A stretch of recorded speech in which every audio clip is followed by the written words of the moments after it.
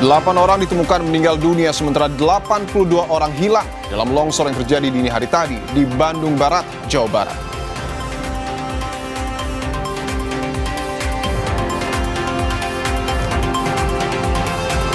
Banjir di sepanjang Jalan Puri Kembangan, Jakarta Barat mencapai ketinggian hingga 40 cm. Akibat banjir, para pengendara sepeda motor yang mengarah ke Cengkareng diperbolehkan melintasi tol.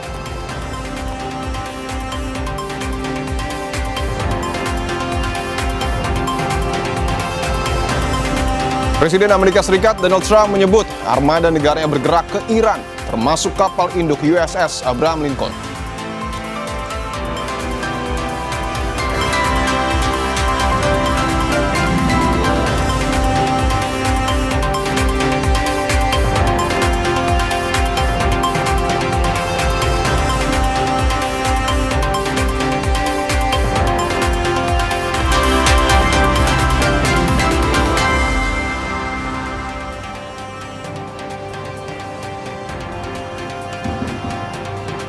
Salam jumpa saudara, saatnya Anda menyaksikan program Berita Kompas Petang hanya di Kompas TV, independen terpercaya. Hari ini Anda bersama saya Audrey Chandra. Dan saya Dipo Nurbahagia. Kita mulai Kompas Petang saudara dengan informasi pertama.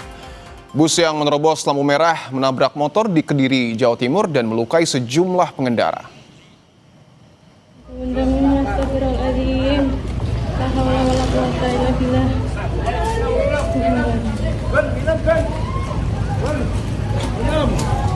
Rekaman video amatir sempat menunjukkan sesaat setelah bus Harapan Jaya menabrak sejumlah motor dan mobil usai menerobos lampu merah di Simpang 4 Muning. Polisi mengatakan pengemudi bus tujuan Trenggalek menerobos lampu merah dan tak bisa mengendalikan kendaraannya. Pengendara motor dan mobil yang tertabrak mengalami luka ringan dan dibawa ke rumah sakit. Polisi telah menahan sopir bus untuk diperiksa.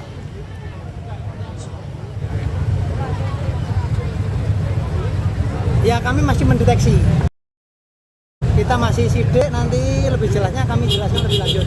Yang jelas kita ketahui dari saksi-saksi kendaraan bus terobos lampu merah. Ada korbannya dalam laka?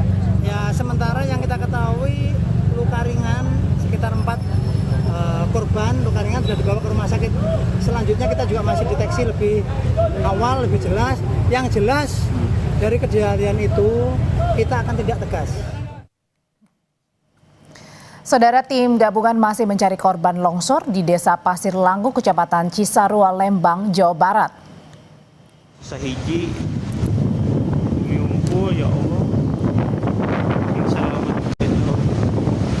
Allahu Akbar, ya Allah, innalillahi wa inna ilaihi rajiun. Ieu teh bumi unggul. Longsor terjadi pada Sabtu dini hari sekitar pukul 3 pagi ketika warga sedang tertidur. Longsor diduga diakibatkan intensitas hujan yang tinggi disertai angin kencang.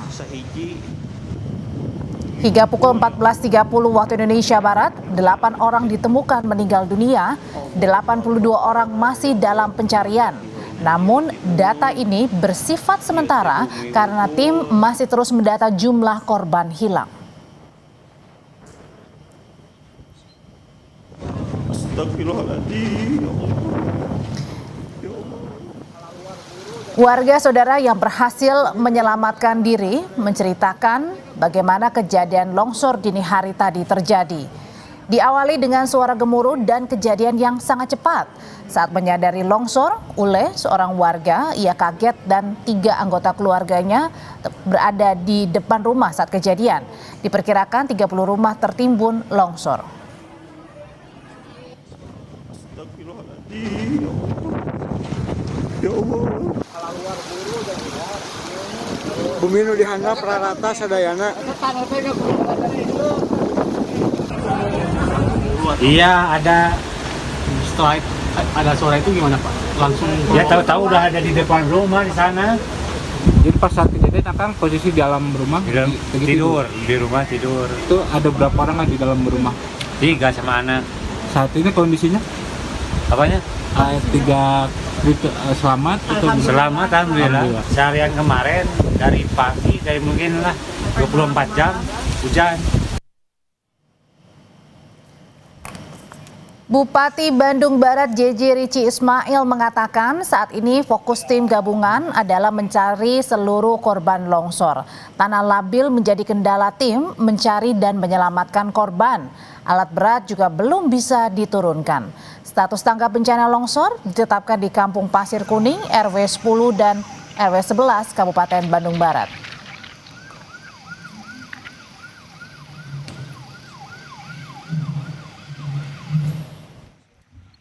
Keadaannya sangat sulit sekali, tanahnya juga labil, ini tadi juga saya sempat terperosok. Jadi kita fokusnya tetap pencarian korban dan juga penyelamatan korban. Ke depan mungkin kita akan melakukan koordinasi secara masif terhadap daerah-daerah yang rawan bencana, khususnya di tanah miring, di perbukitan. Sahiji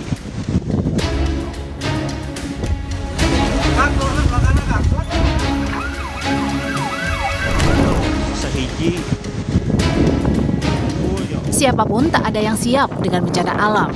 Sabtu dini hari sekitar pukul 3, warga di Desa Pasir Langu, Kabupaten Bandung Barat yang sedang beristirahat tiba-tiba dilanda bencana longsor. Puluhan rumah rata dengan tanah. Sebelum longsor, warga mendengar suara gemuruh. Tak punya banyak waktu mencari sanak keluarga saat longsor terjadi. Seperti Neni yang kehilangan 10 anggota keluarganya dan belum ditemukan. Pas kejadian, kirain teh suara kapal di atas.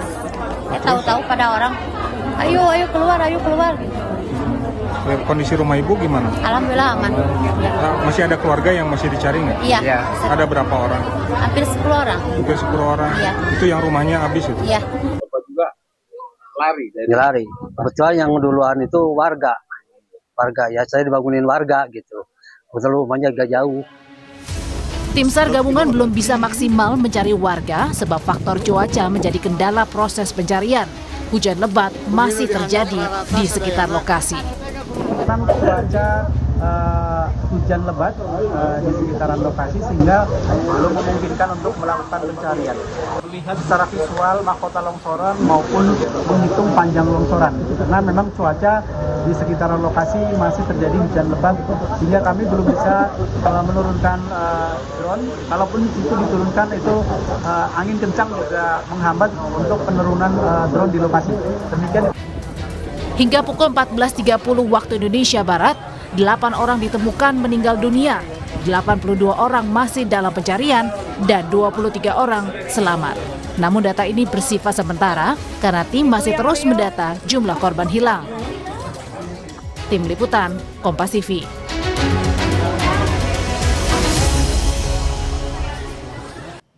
Mengetahui perkembangan terbaru dari pencarian korban tanah longsor di Kabupaten Bandung Barat, Jawa Barat, kita bergabung dengan jurnalis Kompas TV Mita Handayani dan juru kamera Reza Pratama. Mita, sejauh ini berapa total korban yang masih dicari dan berapa total yang sudah ditemukan, Mita? Ya, selamat petang Audrey. Untuk sampai dengan sore hari ini ada sekitar 82 korban ini yang masih dinyatakan hilang. Namun untuk dikatakan hilang di sini ini belum diketahui apakah 82 orang ini hilangnya karena tertimbun atau korban-korban tersebut ada yang sudah mengungsi ke kerabat mereka. Dan sampai dengan sore ini ada sekitar 9 korban yang sudah ditemukan dan tadi diinformasikan oleh kantor Badan SAR Bandung bahwa ada sekitar 113 korban yang menjadi terkena dampak dari longsor di Cisarua, Kabupaten Bandung Barat ini. Dan untuk mengetahui lebih lanjut seperti apa proses evakuasi yang akan dilakukan untuk mencari para korban yang lain, karena mengingat korbannya ini masih cukup banyak seperti itu, Adre. Di samping saya sudah ada Bapak Ade Diana Permana. Ini Bapak Ade adalah Kepala Kantor SAR Bandung. Halo, selamat sore Bapak. Selamat sore Mbak. Ya. Pak, ini kan sampai dengan sore hari ini sudah ditemukan 9 seperti itu. Bagaimana sih kendala dari proses evakuasi korban yang lainnya, Pak? Ya, baik, terima kasih. Jadi yang pertama memang kendala kami adalah masalah cuaca ya. Artinya intensitas hujan yang terus-menerus turun, itu juga mempengaruhi terhadap tim SAR gabungan yang ingin melaksanakan evakuasi pencarian korban. Yuk.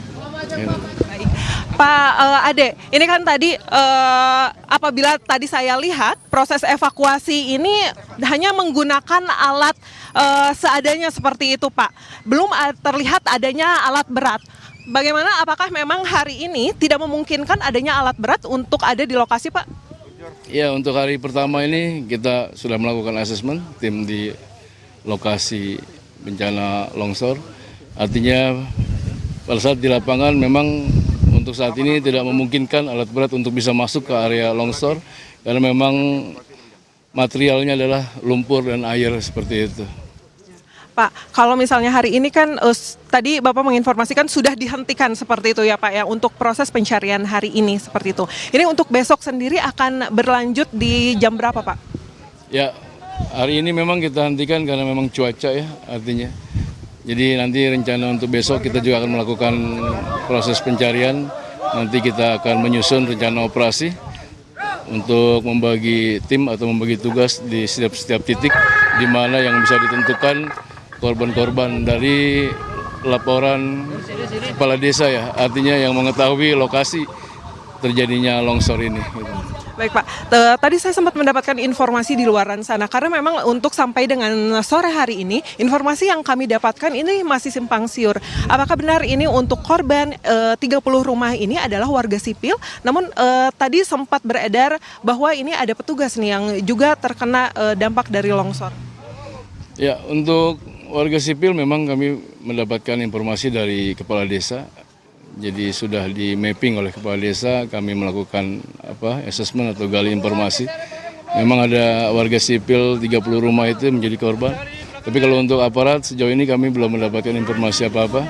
Karena laporan sejauh ini hanya dari kepala desa setempat saja atau pemerintah daerah yang melaporkan ke Basarnas Bandung.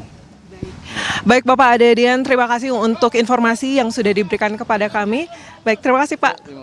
Ya, itu tadi Aubrey informasi yang kami dapatkan dari Bapak Adedian selaku Kepala Kantor SAR Bandung bahwa memang untuk sampai dengan saat ini proses pencarian dihentikan karena cuaca yang tidak memungkinkan seperti itu dan alat berat juga sampai dengan sore hari ini belum diturunkan mengingat memang untuk tanahnya juga masih labil seperti itu dan kami informasikan juga tadi Gubernur Jawa Barat juga sempat mendatangi tempat longsor ini dan menginformasikan bahwa memang di lokasi ini itu ada alih fungsi seperti itu. Jadi untuk Gubernur Jawa Barat sendiri juga menginformasikan bahwa nantinya di area sini akan dilakukan relokasi, namun untuk relokasi kemananya masih belum diketahui kemana. Dan tadi juga untuk Gubernur Jawa Barat menginformasikan bahwa untuk korban yang meninggal dunia nanti akan mendapatkan santunan sebesar 25 juta rupiah. Aubrey.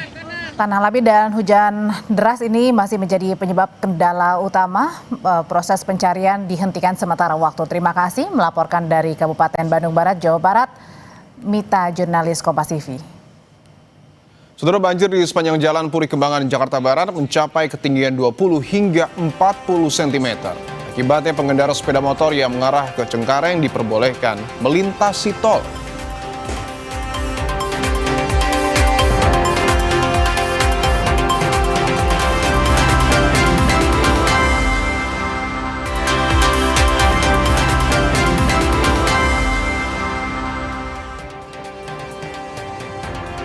Saudara, banjir setinggi 2 meter menggenangi permukiman warga di Periuk, Tangerang, Banten. Banjir menggenangi 5 RT di RW 8 atau 08 Perumahan Periuk Damai Periuk, Tangerang, Banten. Banjir disebabkan meluapnya Danau Situbulak dan jebolnya tanggul di aliran Kali Sabi yang mampu menampung debit air setelah hujan deras mengguyur wilayah Banten. Lebih kurang 286 kepala keluarga terdampak banjir di Periuk, Tangerang, Banten.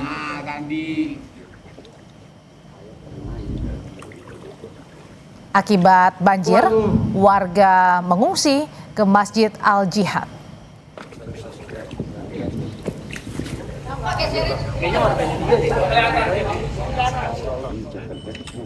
Titik nolnya kan di kita gila. Di rumah saya hampir lebih 2 meter bang. Di sananya nggak nampung air bang. terus jebol di tanggul dari belakang, Bang. Di Bekasi, Jawa Barat, permukiman warga di 2 kecamatan di Kabupaten Bekasi terendam banjir. Di Desa Sukamekar, Kecamatan Sukawangi, Kabupaten Bekasi, banjir merendam permukiman warga dengan ketinggian bervariasi dari 30 cm hingga 1 meter. Banjir terjadi akibat luapan Kali Bekasi dan Kali CBL.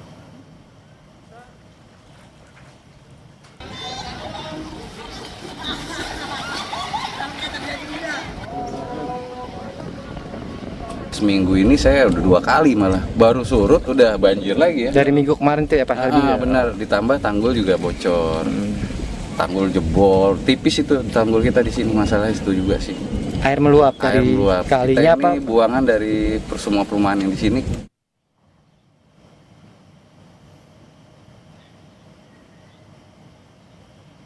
Sementara itu di Puri Kembangan, Jakarta Barat, banjir setinggi 20 hingga 40 cm menggenangi jalan di Simpang Kembangan Selatan pada Sabtu siang.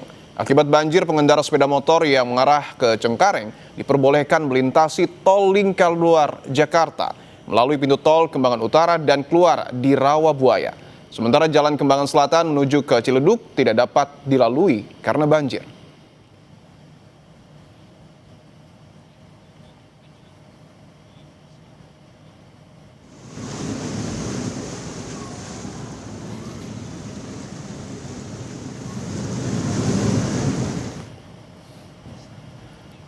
Sejumlah pengendara roda 2 di Puri Kembangan, Jakarta Barat mengalami mati mesin atau mogok saat menerobos banjir.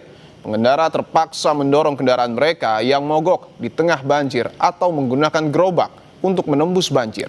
Suku Dinas Sumber Daya Air Jakarta Barat menurunkan 4 pompa apung untuk menyedot banjir di ruas jalan dan kemudian dialirkan ke Kali Angke.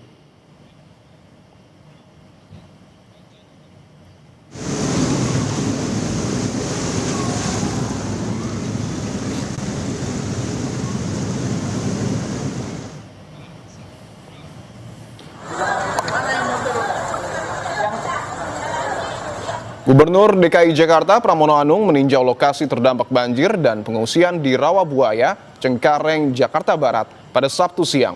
Saat bertemu korban banjir, Pramono mengatakan korban banjir minta agar pemerintah mengatasi banjir Jakarta. Menanggapi permintaan warga, Pramono bilang telah meminta suku dinas sumber daya air di Provinsi DKI Jakarta untuk menambah pompa air di kawasan Rawabuaya, Cengkareng, Jakarta Barat. Selain itu, Pramono menekankan solusi jangka panjang dan pendek untuk banjir Jakarta, yakni normalisasi kali dan modifikasi cuaca.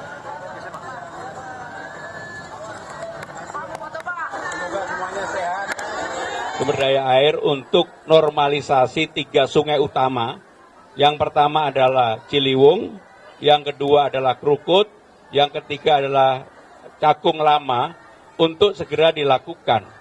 Karena tanpa itu pasti akan terulang kembali. Maka yang dilakukan dalam jangka pendek adalah modifikasi cuaca, membersihkan seluruh selokan yang ada.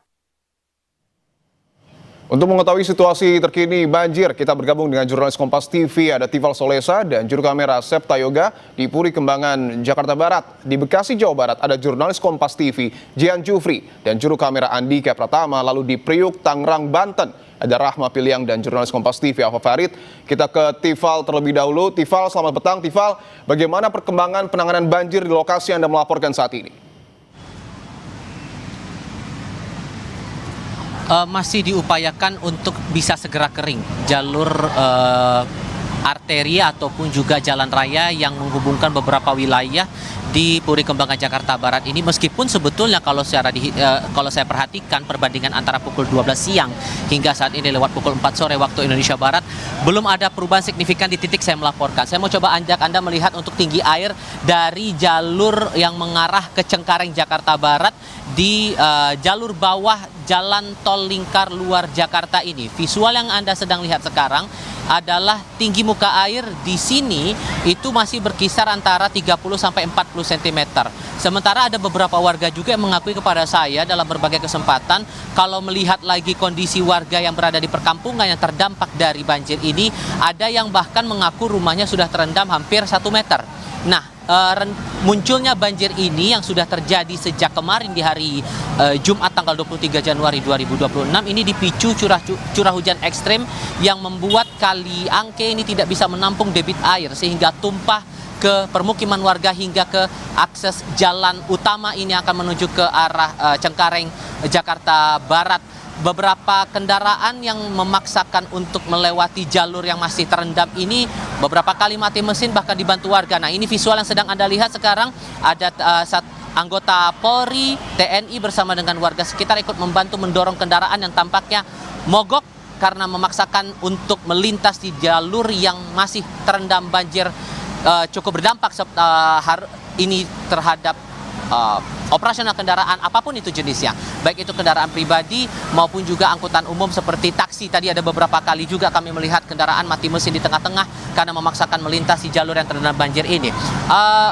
Warga juga mengaku sebetulnya ada gorong-gorong yang diharapkan bisa membawa atau mengalirkan aliran Kali Angke ini bisa terdistribusi di tempat lain. Namun tampaknya karena area gorong-gorongnya sempit sehingga tetap tumpah ke badan jalan, tetap menggenangi permukiman warga. Walau begitu, ada beberapa warga yang mengakui kepada saya mereka memilih untuk tetap tinggal di lantai 2 kediaman mereka dan memilih untuk tidak mengungsi. Walaupun sebagian lainnya juga memilih mengungsi ke tempat-tempat terdekat. Itu untuk kondisi dari banjirnya.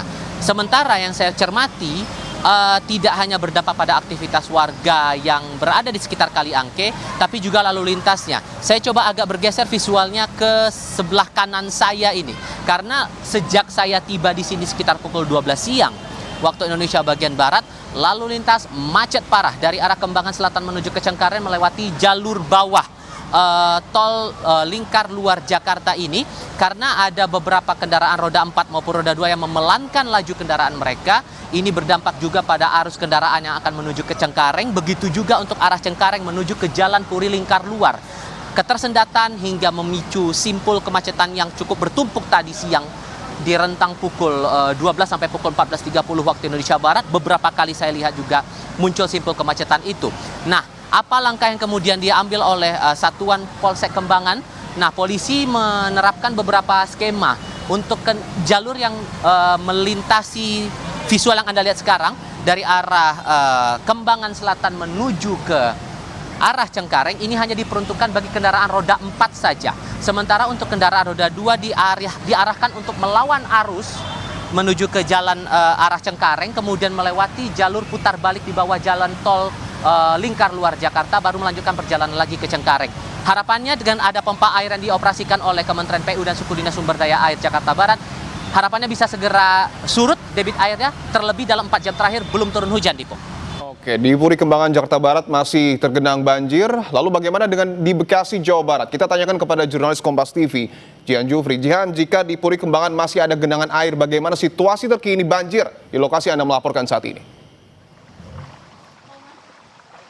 Ya, Dipo dan juga saudara, kondisi terkini di Kabupaten Bekasi ini masih tergendang banjir begitu ya, yang mana ada 2 desa yang terdampak, yakni ada Desa Sukamakmur dan juga maksud kami Sukamekar dan juga Desa Sri Amur Tambun Utara. Akan ditunjukkan oleh juru kamera Andika Pratama bahwa di sini ketinggian air cukup bervariasi begitu ya. Mulai dari 30 cm dan ketinggian yang tertingginya ini mencapai di angka 1,5 meter. Ini memang tadi dikatakan oleh warga setempat bahwa penyebabnya adalah salah satunya curah hujan yang tinggi dan juga luapan kali setempat, yakni Kali CBL dan juga Kali Bekasi, yang kemudian ini menyebabkan atau berdampak sejumlah rumah warga tergenang dan salah satunya juga ada sejumlah perumahan yang tergenang banjir hingga mencapai 1,5 meter. Dan di sini tempat kami melaporkan ada sekitar 9 perumahan yang terendam banjir, yakni salah satunya yang terparah ini adalah perumahan Nebraska di Desa Sukamekar, Kecamatan Sukawangi begitu ya. Dan kami pantau di sini memang sudah ada satu pompa air yang difungsikan untuk menyedot air banjir. Namun memang sampai saat ini kami pantau kondisi masih cenderung surut begitu ya airnya, dikarenakan ini sudah tidak turun hujan lagi.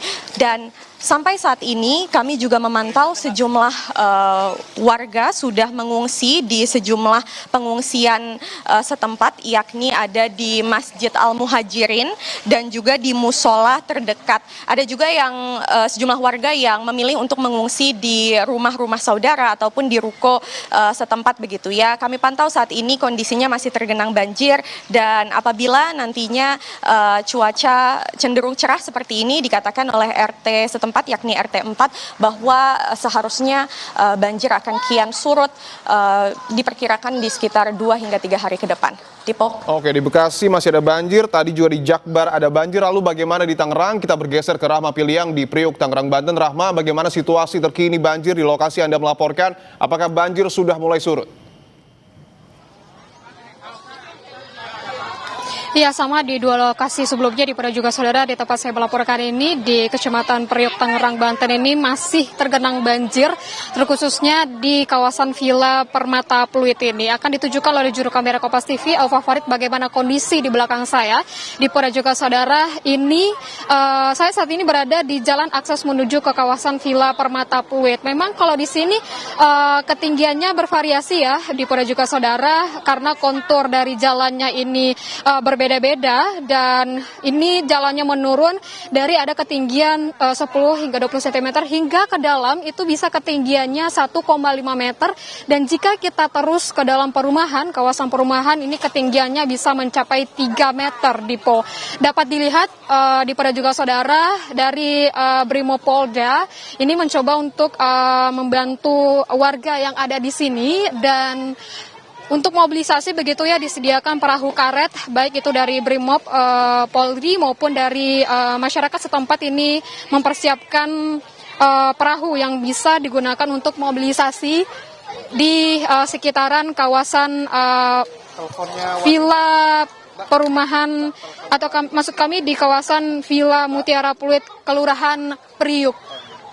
Dan hingga saat ini kalau dijelaskan oleh warga setempat begitu ya, untuk penyebab banjir sendiri selain dengan cuaca atau hujan yang terjadi di kemarin begitu, dan banjir ini mulai terjadi pada hari Jumat pagi karena juga luapan dari Kali Cirarap di dekat di kawasan Villa Mutiara Pluit ini, dan adanya yang jebol di pada juga saudara ini yang menjadi penyebab banjir ini lama surutnya, dan biasanya banjir ini surut dalam beberapa hari. Dan kalau saat ini memang ada upaya yang dilakukan yaitu untuk melakukan penyedotan menggunakan pompa begitu ya, tapi karena kendalanya ada yang jebol dan juga kali ini masih tinggi, ini menjadi salah satu kendala untuk menyedot air keluar dari kawasan perumahan. Dan hingga saat ini di pada juga saudara kami melihat begitu masih tinggi air yang menggenangi di kawasan Villa Mutiara Pluit Priok, Tangerang, Banten ini, dan bervariasi ketinggiannya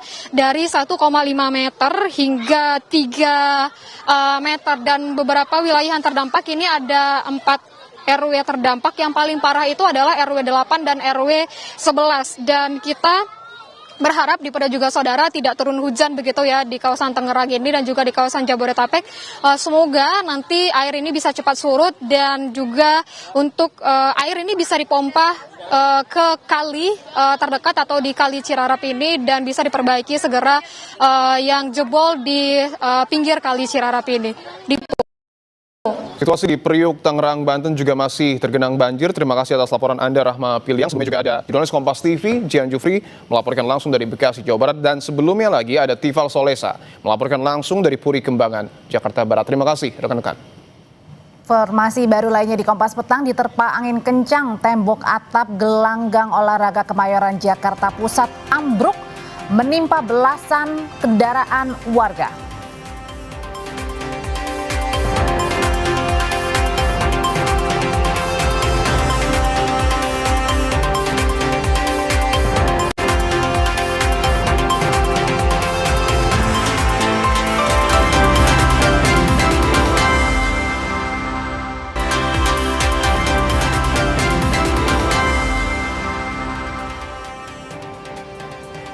Kompas Petang kami lanjutkan, saudara. Diterpa angin kencang, tembok atap gelanggang olahraga Kemayoran Jakarta Pusat ambruk dan menimpa belasan kendaraan warga.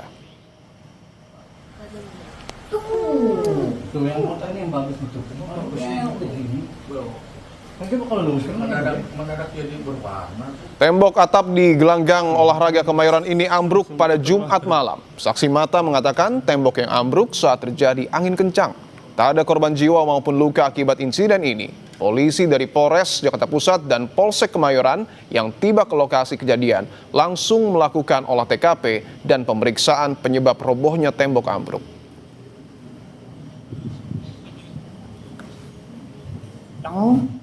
Tadi ada yang kayak orang kayak bom buar pada itu roboh. Itu. Apa sih Pak, lagi pembangunan atau apa Pak? Enggak, udah selesai itu. Udah berapa setahun. Ya itu nggak ada tiang, nggak ada uratnya, nggak ada besinya. Sementara itu angin kencang dan hujan deras sepanjang kemarin hingga hari ini juga menyebabkan sekitar 10 pohon tumbang di Kecamatan Jalaksana, Kuningan, Jawa Barat. Tak hanya itu, angin kencang juga merusak atap sebagian rumah warga. BPBD mengingatkan warga agar siaga dan waspada karena terjadi peningkatan cuaca ekstrim.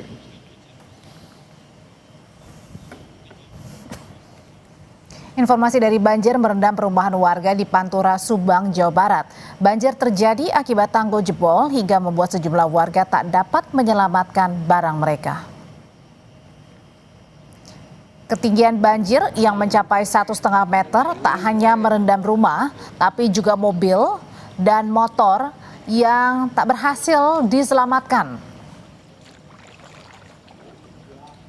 Walau air masih tinggi, sejumlah warga ada yang kembali ke rumah untuk menyelamatkan barang mereka. Data dari BPBD Subang tercatat 4 desa di 3 kecamatan terendam banjir dengan ketinggian bervariasi dari 20 hingga 150 cm. Wajar dulu yuk. Wajar dulu yuk. Gak betul yang dayung we. Aja dayung we, penting mendayung we. Satino dan supir. Pak. Jebol sekaligus masuk air langsung menimpa rumah-rumah warga, sudah masuk air. Ini enggak mengungsi, bertahan di rumah? Enggak. Malah mengungsi. Sekarang ambil barang-barang, Pak. Oh, masih banyak barang-barang yang tidak terselamatkan? Iya. Apa aja barang-barang yang rusak itu? Ya semacam banyak, Pak. Tuh, elektronik, kulkas, kasur.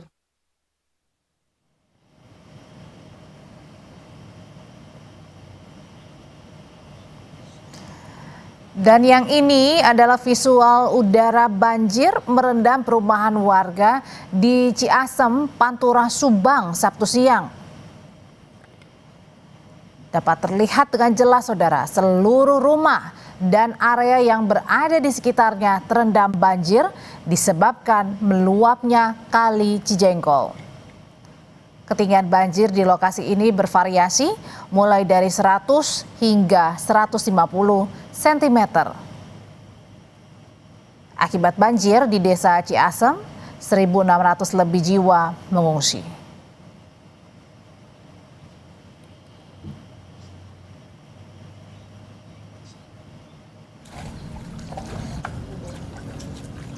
Masih dari Jawa Barat, tapi ini di Kabupaten Karawang. Banjir meluas merendam ribuan rumah warga. Ketinggian banjir mencapai 2 meter dengan kedalaman terparah terjadi di Desa Karangligar. Banjir membuat warga menyelamatkan sejumlah barang hingga hewan ternak mereka. Saudara, saat ini saya berada di Dusun Kampek, Desa Karangligar, Kecamatan Teluk Jambe Barat, dan lokasi ini merupakan salah satu lokasi terparah banjir yang disebabkan oleh tingginya curah hujan di wilayah Kabupaten Karawang dan luapan Sungai Citarum dan Sungai Cibeet. Ketinggian air di lokasi ini sudah mencapai 2,5 meter lebih.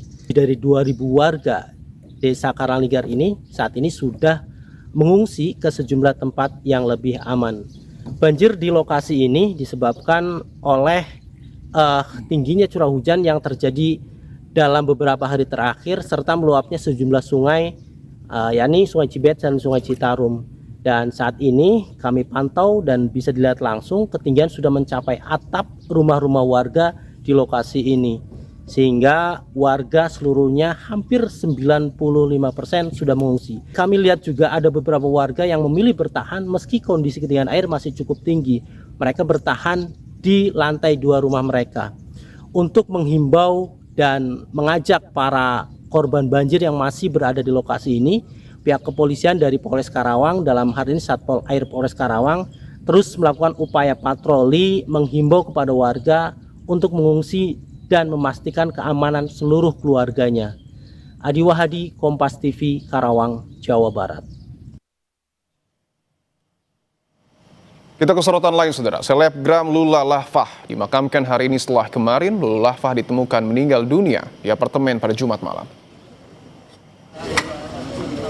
Jenazah selebgram Lula Lafah pada Sabtu siang dimakamkan keluarga di Pemakaman Umum Rawa Terate Cakung, Jakarta Timur. Keluarga dan kerabat yang turut mengantar jenazah diliputi suasana haru saat prosesi pemakaman berlangsung.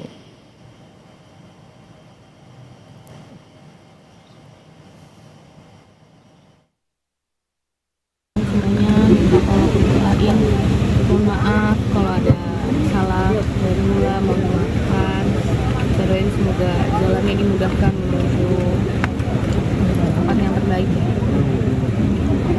Kiano sempat curhat nggak sih almarhumah, mungkin ada masalah? Selalu curhat apa mungkin? Ya sama-sama aja, apa aja yang nggak penting pun kita pasti ceritain, Mas.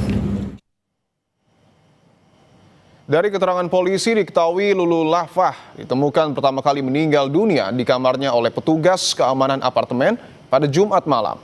Asisten rumah tangga Lula meminta bantuan petugas keamanan karena Lulu Lafah tidak merespon saat pintu kamar diketuk. Saat ini polisi sedang mendalami penyebab kematian selebgram Lula Lafah.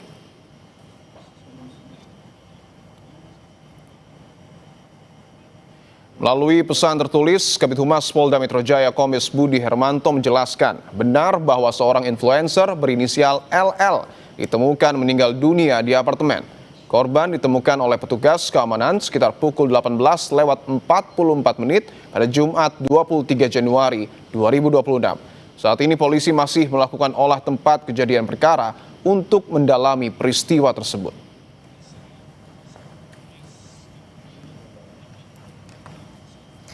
Usai jeda, Presiden Amerika Serikat Donald Trump menyebut armada negaranya bergerak ke Iran, termasuk kapal induk USS Abraham Lincoln.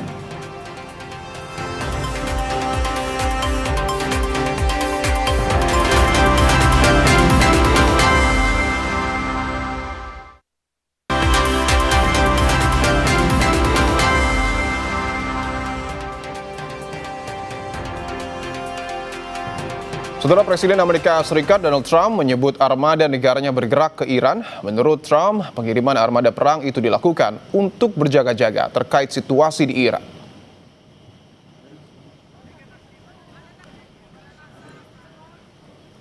Pejabat Amerika Serikat yang enggan disebut identitasnya menyatakan armada yang dikirim ke Teluk itu termasuk kapal induk USS Abraham Lincoln dan beberapa kapal perusak berpeluru kendali. Armada ini disebut akan tiba di Teluk dalam beberapa hari ke depan. Armada perang ini dilaporkan telah bermanuver dari Laut Cina Selatan menuju Timur Tengah. Dalam keterangannya, Trump mengaku armada perang yang dikirim ke Teluk adalah tindakan berjaga-jaga. Ia sendiri mengaku lebih suka jika tak terjadi apa-apa di Teluk, walaupun ia tetap mengirimkan armada perang ke wilayah itu.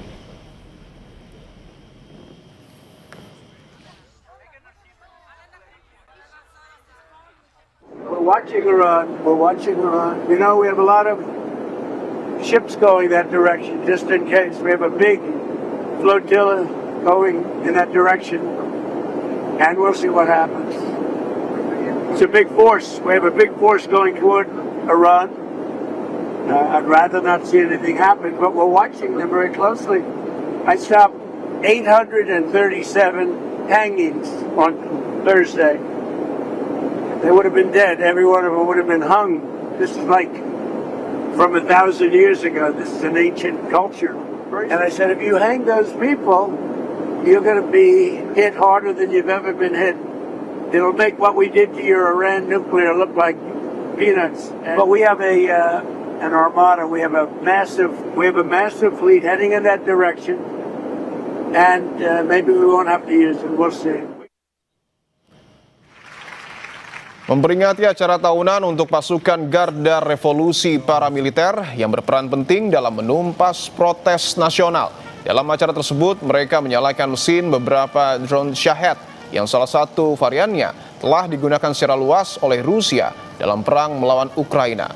Drone Shahed telah digunakan dalam konflik Iran dengan Israel, termasuk perang 12 hari pada Juni tahun lalu. Acara tersebut berlangsung saat militer Amerika Serikat memindahkan lebih banyak aset militer ke Timur Tengah, termasuk kapal induk USS Abraham Lincoln dan kapal perang yang menyertainya yang berlayar dari Laut Cina Selatan. شاهد 136 که پرنده است. 129 همون شاهد معروفی که 16 متر وینگسپن داره، همون شاهد معروفی که میتونه 4 تا بمب هوشمند رو هم بکنه. شاهد 136 که پرنده است.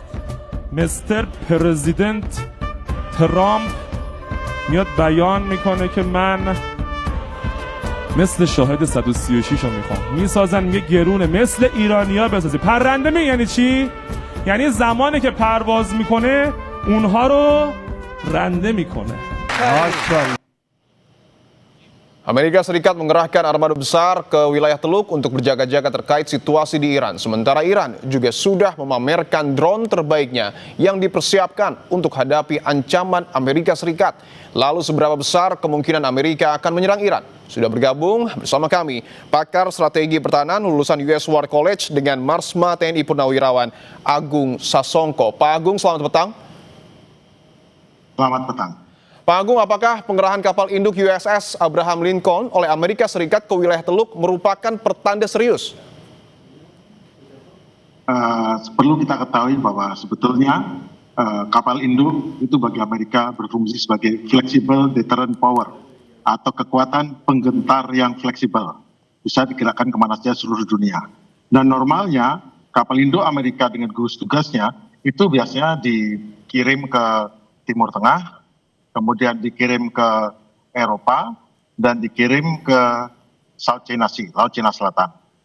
Kebetulan pada saat kemarin, bulan lalu itu ada kegiatan daripada Amerika di Venezuela, kan terpaksa salah satu kapal induk yang biasa berada di Timur Tengah atau Mediterania itu digeser ke sana.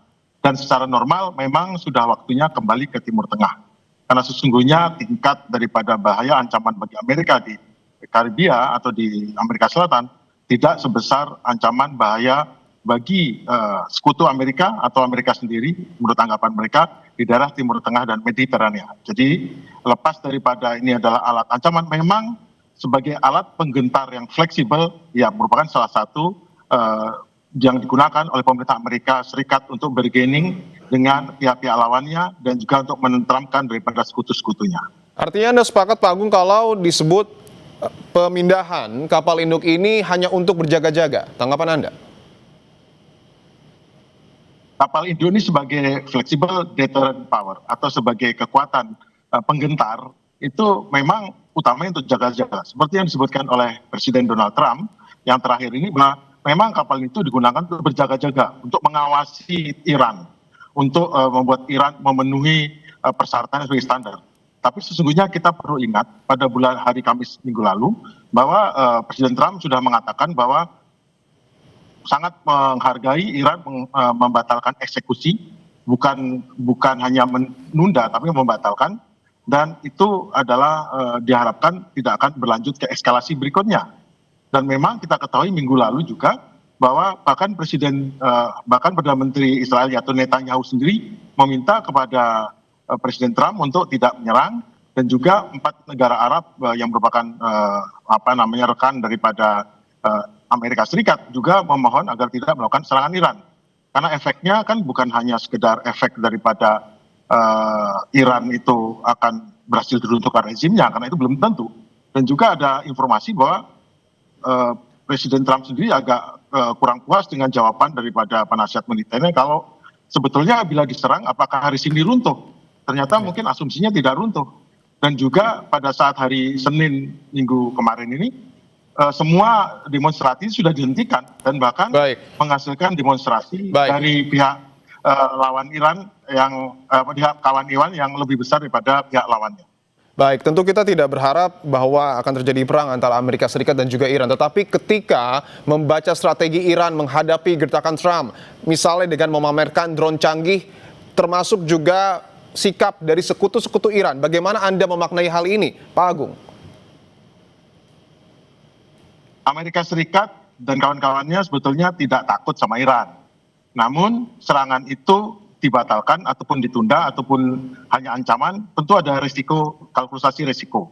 Serangan tidak serangan itu betul-betul dikalkulasi risiko. Semua pihak yang ada di Timur Tengah itu perlu menghitung untung ruginya, dan saat ini kelihatannya tidak ada untungnya bagi Amerika untuk menyerang Iran karena alasannya juga tidak ada, dan setelah itu ngapain? Karena tidak ada hal yang prinsipil yang betul-betul bisa dipertanggungjawabkan dan betul-betul meminimalisir risiko, baik risiko korban jiwa, korban politik, korban citra, dan lain sebagainya. Artinya Anda memaknai sikap Iran yang kemudian memamerkan drone canggih ini seperti apa, Pak Agung? Tentu sebagai deteran juga. Amerika menggunakan kapal induk sebagai deterrent power fleksibel. Ya, Iran menggunakan deterannya yang paling manjur, yaitu rudal dan rudal jelajah atau rudal balistik, dan khususnya drone. Karena drone Iran yang memang drone Shahid yang Rusia menjadi geranium, itu drone yang kelihatan sekarang drone nomor 1 di dunia yang paling terbukti ampuh untuk digunakan untuk menyerang. Oke, bahwa alasan Trump mengirim armada perang ke wilayah Iran, salah satunya adalah untuk memastikan pendemo di Iran tidak dieksekusi militer Iran. Apakah Anda memaknai bahwa Amerika mendukung para demonstran? Itu adalah retorika. Karena sesungguhnya soal demonstran tidak, yang penting bagi Amerika adalah Iran berjalan sesuai dengan koridor yang ditentukan. Tidak membuat tindakan-tindakan yang akan merugikan atau menghambat ataupun mengurangi power daripada Amerika dan sekutunya. Soal Iran mau lakukan apapun, itu sebenarnya tidak masalah. Kan terbukti bahwa negara yang paling tidak demokratis pun di Timur Tengah yang sama sekali tidak ada pemilihan umum, juga Amerika tidak keberatan. Dan di Iran pun masih ada demokrasi, meskipun mungkin demokrasinya tidak terlalu maksimal, tapi kan itu biasa di negara-negara itu terjadi konflik seperti itu. Dan juga diketahui bahwa konflik ini juga dikompori oleh beberapa intelijen negara asing. Jadi sebetulnya Amerika sudah disebutkan oleh Presiden Trump bahwa mereka sudah memaklumi dan tidak terjadi eksekusi. Karena mungkin yang dieksekusi itu betul-betul ada tenaga-tenaga yang membuat demonstrasi damai menjadi tidak damai. Nah, itu yang jangan sampai tidak ada yang mau menolong negara barat lagi atau negara musuh Iran untuk ini kalau semua dihabisi seperti itu. Menurut Anda, Pak Agung, hal-hal sensitif apa saja yang bisa memicu ketegangan AS dan Iran semakin tajam? Ketegangan itu kan timbul tenggelam sesuai dengan situasi. Sesungguhnya sebetulnya ancaman langsung Iran ke Amerika tidak ada. Ancaman Iran adalah kepada negara-negara kawan Amerika. Dan itu pun juga akibat dari perilaku daripada kawannya Amerika itu. Jadi sebetulnya ada timbal baliknya, gitu aja. Oke, tentu sekali lagi kita berharap tidak akan terjadi perang antara Amerika Serikat dan juga Iran. Terima kasih pakar strategi pertahanan lulusan US War College, Marsma TNI Purnawirawan Agung Sasongko. Saudara, mantan Menteri Pemuda dan Olahraga Dito Aryo Tejo diperiksa Komisi Pemberantasan Korupsi terkait dengan kasus korupsi kuota haji. Dito membantah dirinya berada di TKP ketika KPK menggeledah rumah bos Maktur.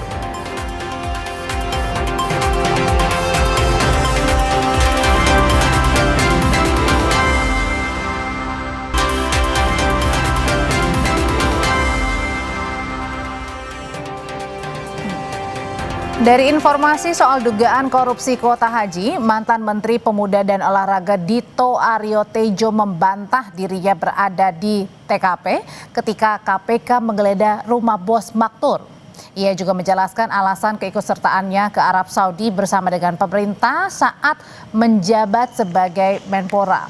Dito Aryo Tejo diperiksa KPK kemarin dengan kapasitasnya sebagai saksi dalam kasus korupsi kuota haji untuk tersangka mantan Menteri Agama Yakut Kholil Qomas.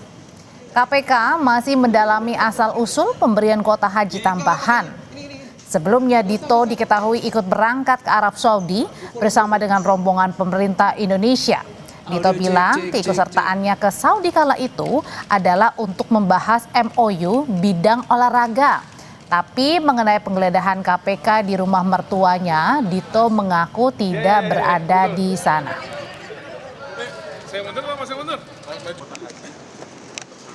Memang yang ditanyakan lebih detail saat kunjungan kerja ke Arab Saudi. Waktu itu saya mendampingi Bapak Presiden Jokowi. Kebetulan waktu itu olahraga menjadi sektor yang kerajaan Arab Saudi ingin kerjasama. Jadi waktu itu ada tantangan MOU juga.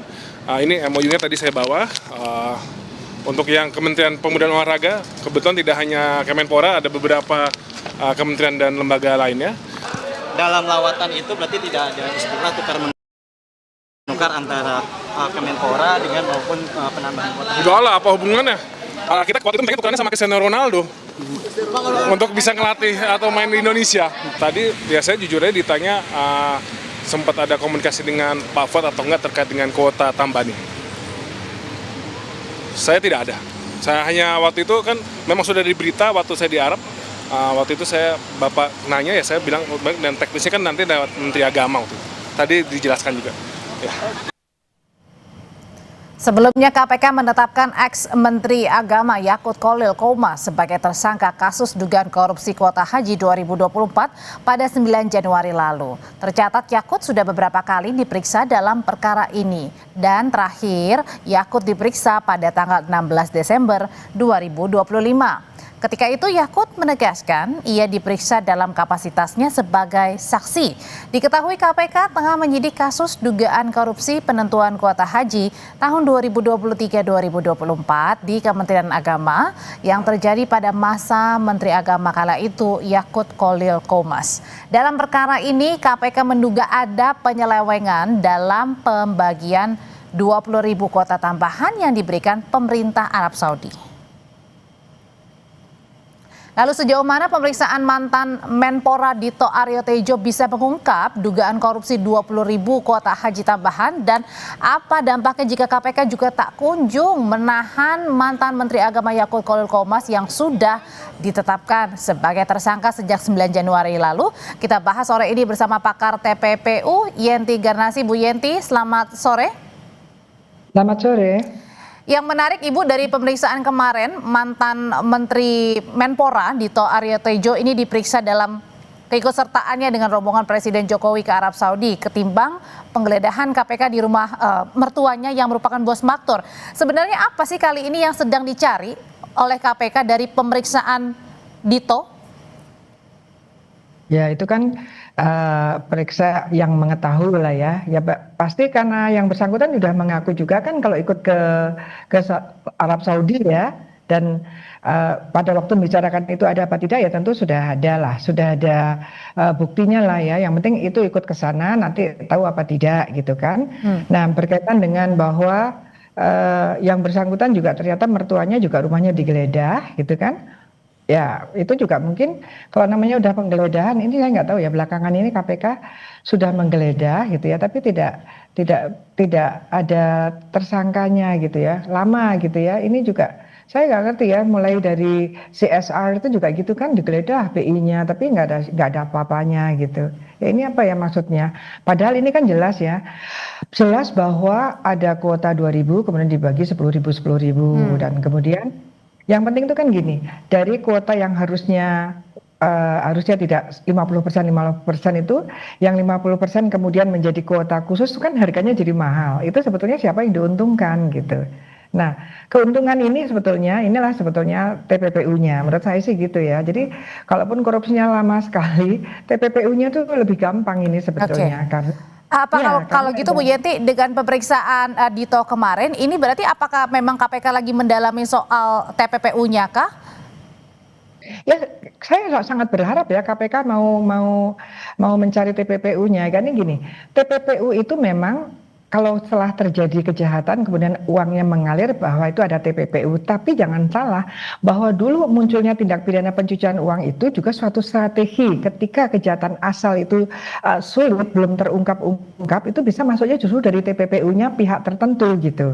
Ini bisa menjadi strategi KPK untuk segera menguatkan siapa yang seharusnya jadi tersangka kasus korupsi ini gitu. Jadi kali ini kalau siapa yang menikmati, ini kan ada satu melawan hukum ya, aturannya kan tidak begitu, aturannya adalah 8% dengan 92%, ternyata dibagi jadi 50-50. Besar ya Bu Yenti itu. Ya, yang 50 menjadi khusus itu kan menjadi mahal, dan itu kemudian ada keuntungan itu mengalir ya kan. Nah, mengalir ini karena ini adalah melawan hukum, dan itu mengalir itu adalah TPPU, mestinya juga berdayakan supaya menguatkan bahwa ini kasus gimana lama sekali gitu, sehingga ditahan juga tidak ada gitu ya. Dan KUHAP ini sekarang sebetulnya gini, KUHAP itu mempersulit ditahan, walaupun syarat KUHAP itu menjadi 7 ya, bukan hanya 3 dulunya, tapi itu tidak harus semuanya, salah satu juga boleh gitu ya. Jadi rasanya ada pemahaman bahwa sekarang menahan itu sulit karena seolah-olah syarat menahan yang 7 itu semua terpenuhi, tidak, salah satu udah cukup gitu. Berarti artinya dengan kalau kita mengacu kepada Yakut Kholil yang sampai sekarang belum ditahan, sejak kemarin tanggal 9 Januari sudah ditetapkan sebagai tersangka, Bu Yenti, apakah ini jangan-jangan bisa berpengaruh pada keamanan barang bukti yang bisa saja jangan-jangan dihilangkan karena belum ditahan tersangkanya? Iyalah, ya kan? Dulu juga pernah dipersulit ya, walaupun kemudian diklarifikasi melalui media-media bahwa yang bersangkutan waktu diundang di pansus apa panja itu kan nggak bisa gitu kan, tapi ternyata kan katanya ditugaskan oleh presiden kemana-kemana gitu, artinya mempersulit, waktu itu aja sulit gitu kan.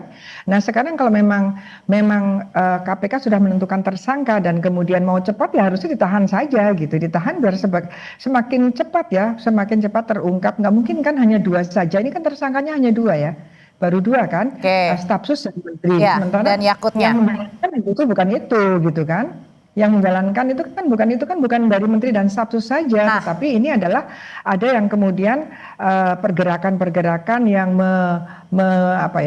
menjual lah ya, menawarkan yang dari 8% jadi 42% itu yang di luar dan mengurangi dari yang 92% menjadi 42% itu yang dijual menjadi haji khusus, ya kan? Bu Yenti, itu kan harus dikejar, ya. Ya, Bu Yenti, kalau misalnya kemarin dalam keterangannya Dito mengatakan bahwa ia menemani Pak Jokowi di Arab Saudi saat penambahan kuota haji begitu, diperiksanya seputar itu. Nah, pertanyaannya kenapa kemudian ia diperiksa padahal ia kala itu adalah Menteri Pemuda dan Olahraga?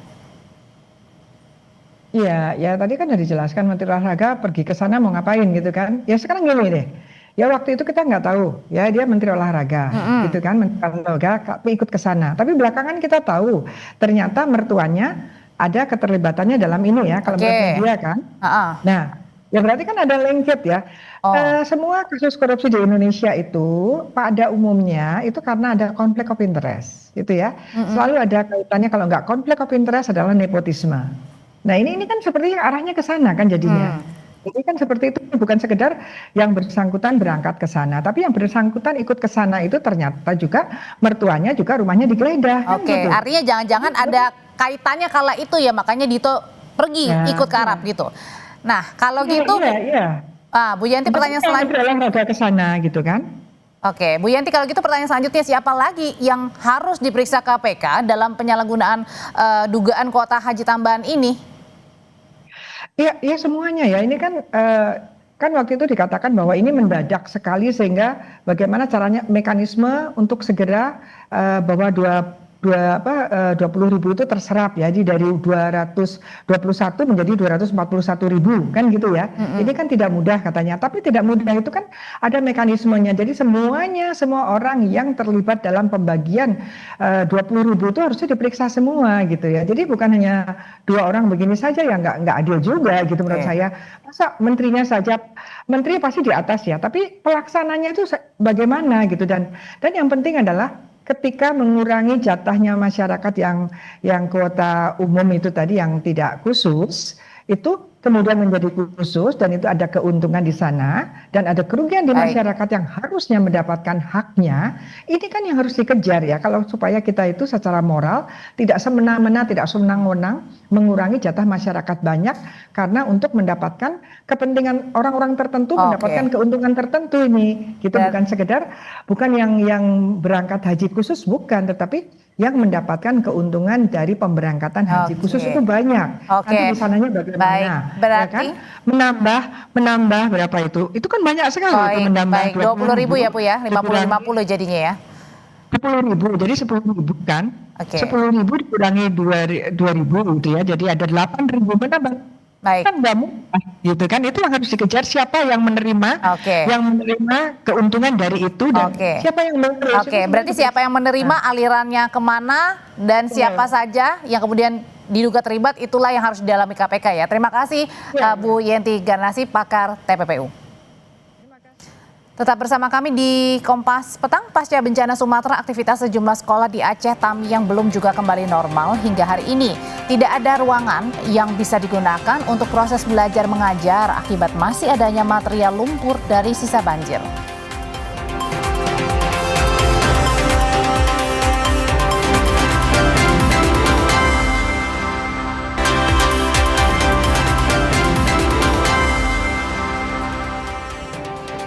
Informasi dari pasca bencana Sumatera, aktivitas di SMKN 2 Karangbaru Aceh Tamiang hingga hari ini belum kembali normal. Tidak ada ruangan yang bisa digunakan untuk proses belajar mengajar akibat masih adanya material sisa banjir. Selain ruangan, sarana prasarana lain seperti kursi, meja, dan alat pembelajaran juga rusak diterjang banjir. Kepala Sekolah SMKN 2 mengatakan siswa sudah mendatangi sekolah untuk berinteraksi dengan teman dan guru. Pembersihan sekolah masih terus dilakukan hingga hari ini oleh guru dan para relawan yang bertugas. Alat berat disiapkan mempercepat pembersihan puing dan lumpur di lingkungan sekolah.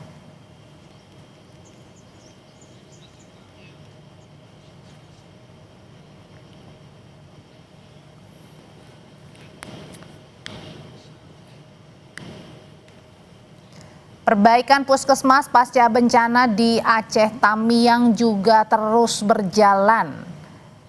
Banjir bandang yang terjadi pada bulan November tahun lalu merusak dan menghanyutkan alat-alat medis yang dimiliki puskesmas Kecamatan Rantau Aceh Tamiang.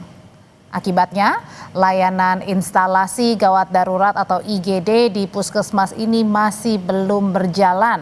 Begitu juga dengan pasien yang membutuhkan operasi kecil belum bisa ditangani karena keterbatasan alat medis. Untuk ketersediaan obat sejauh ini masih cukup karena ada bantuan dari relawan dan dinas kesehatan. Sekarang keluhan sakit yang banyak dialami warga adalah diare, demam, dan batuk. Segi alkes kami sangat kurang, terutama di bagian IGD. Di IGD itu kalau untuk biasanya kami kan bedah minor bisa, hekting bisa. Ini mungkin karena pasca banjir alat sterilitator kami juga masih belum ada, jadi alat-alat itu belum steril. Sementara di Tapanuli Tengah, Sumatera Utara, Menteri Dalam Negeri Tito Karnavian yang merupakan Kasatgas Percepatan Rehabilitasi dan Rekonstruksi Pasca Bencana 3 provinsi di Pulau Sumatera memantau pemulihan desa terdampak bencana. Tito Karnavian mendatangi desa Hutana Bolon untuk melihat bagaimana progres proyek pembuatan tanggul sungai sepanjang 10,5 km. Selain itu, Tito juga mendatangi pembangkit listrik tenaga air Sipan Sihaporas.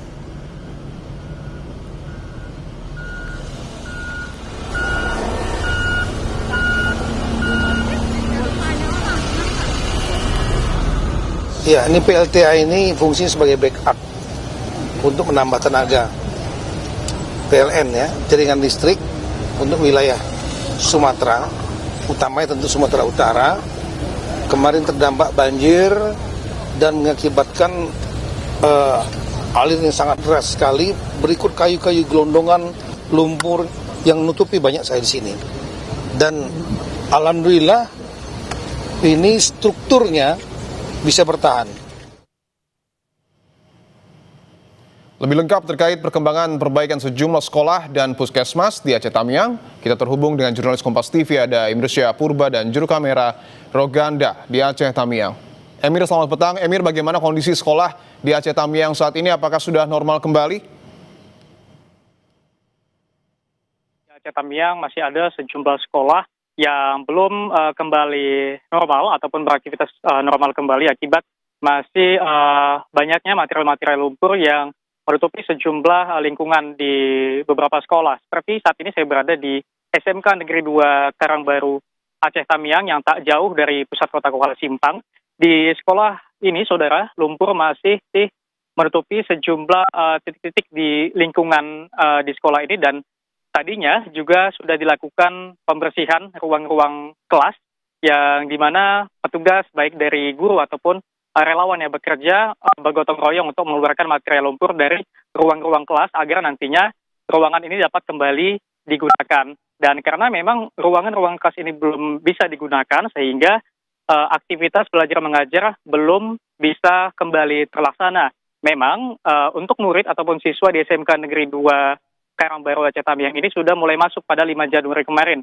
Namun untuk aktivitas saat ini siswa hanya sekedar bertemu dengan teman mereka atau guru mereka untuk berinteraksi. Dan juga selain ruang-ruang kelas yang belum bisa digunakan, sejumlah alat-alat pembelajaran seperti alat-alat praktik, mengingat ini merupakan sekolah menengah kejuruan yang cukup banyak memiliki alat-alat praktik seperti teknik mesin dan juga teknik komputer jaringan, sehingga rusaknya alat-alat pembelajaran mereka ini, kalaupun nantinya ruangan kelas sudah kembali digunakan, jika pengadaan alat-alat pembelajaran belum juga dilakukan, sama saja dikhawatirkan pembelajaran juga belum kembali maksimal. Sama halnya dengan SMP negeri yang berada di Karangbaru. Kemarin kami sempat mengunjungi sekolah tersebut, kami juga melihat material-material lumpur masih menutupi sejumlah ruangan kelas dan juga menutupi area ataupun lapangan yang ada di sekolah tersebut. Selain dari fasilitas pendidikan berupa sekolah-sekolah, begitu juga dengan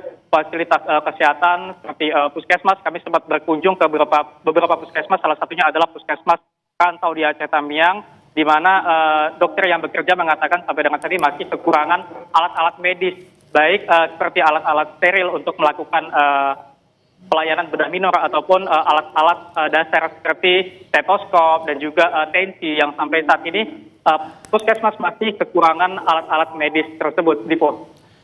Emir, apakah Anda juga turut meliput terkait dengan kondisi kesehatan warga di sana? Karena kalau kita lihat lingkungannya cukup kurang bersih ya, Emir, untuk ditinggali. Ya, Dipo, dan juga saudara, kami sempat berbincang dengan dokter yang ada di fasilitas kesehatan, mengatakan memang untuk saat ini keluhan penyakit warga yaitu seperti diare dan juga demam dan juga batuk akibat debu-debu yang berasal dari lumpur yang sudah mengering ini. Namun untuk dokter mengatakan sampai dengan saat ini untuk obat-obatan cukup, namun tidak hanya sekedar cukup, karena memang obat-obatan dapat digunakan ataupun berasal dari relawan-relawan maupun dari dinas terkait. Dipo. Baik, Emir Syahpurba dan juga juru kamera Roganda melaporkan langsung dari Aceh Tamiang. Terima kasih atas laporan Anda. Selamat bertugas kembali. Saudara, temuan korban longsor kini bertambah. 9 korban tanah longsor di Desa Pasir Langu, Kecamatan Cisarua, Lembang, Bandung Barat, Jawa Barat ditemukan dalam kondisi meninggal dunia.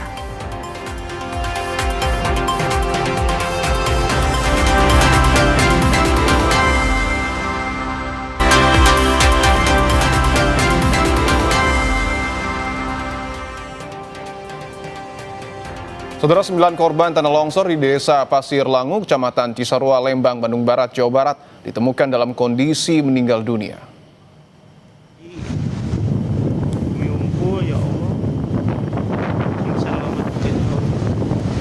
Allahu Akbar. 9 korban ditemukan di area longsor yang menimbun 3.000 ataupun 30 rumah warga. Pencarian korban hari ini terkendala cuaca, alat berat juga belum diturunkan karena kondisi tanah yang masih labil. Sisa hiji, ya Allah. Masalah cuaca ya, artinya intensitas hujan yang terus-menerus turun, itu juga mempengaruhi terhadap tim SAR gabungan yang ingin melaksanakan evakuasi pencarian korban. Saat ini tidak memungkinkan alat berat untuk bisa masuk ke area longsor karena memang materialnya adalah lumpur dan air. Sementara itu, Gubernur Jawa Barat Deddy Mulyadi meninjau lokasi longsor di Kampung Pasir Kuning, Desa Pasir Langu, Kecamatan Cisarua, Kabupaten Bandung Barat. Deddy Mulyadi bilang akan merelokasi warga di wilayah yang memiliki potensi bencana. Deddy juga menekankan akan adanya pembenahan tata ruang agar peristiwa longsor tidak terulang kembali.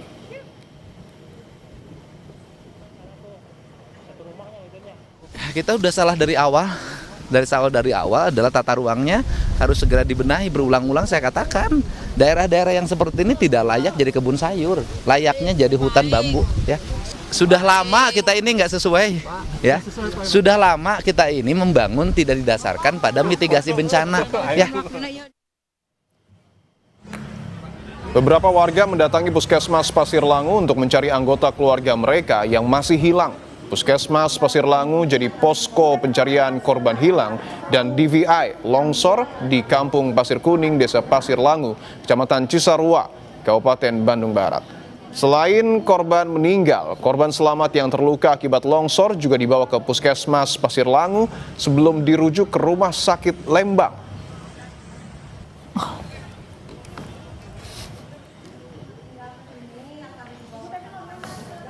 Penuh lumpur, dia hipotermi, kedinginan, kita kasih dibersihin, kasih oksigen, kemudian diperiksa dokter, dari dokter dianjurkan untuk ke rumah sakit. Rumah sakit mana? Rumah sakit Lembang. Kita pantau pencarian korban tanah longsor di Kabupaten Bandung Barat, Jawa Barat yang sekarang ini bertambah korbannya menjadi 9 korban yang sudah dinyatakan meninggal dunia. Lebih lengkapnya kita bergabung dengan jurnalis Kompas TV Mita Handayani dan juru kamera Reza Pratama. Mita, artinya dengan proses untuk penambahan atau penemuan 1 korban lagi, artinya pencarian para korban yang hilang ini terus dimaksimalkan sore hari ini, Mita. Ya betul Audrey, untuk pencarian korban hingga saat ini terus dimaksimalkan, dan untuk pencarian korban itu tadi sudah selesai di pukul 4 sore. Mengingat karena tadi untuk cuaca, ini cuacanya tidak mendukung untuk dilakukan pencarian lebih lanjut.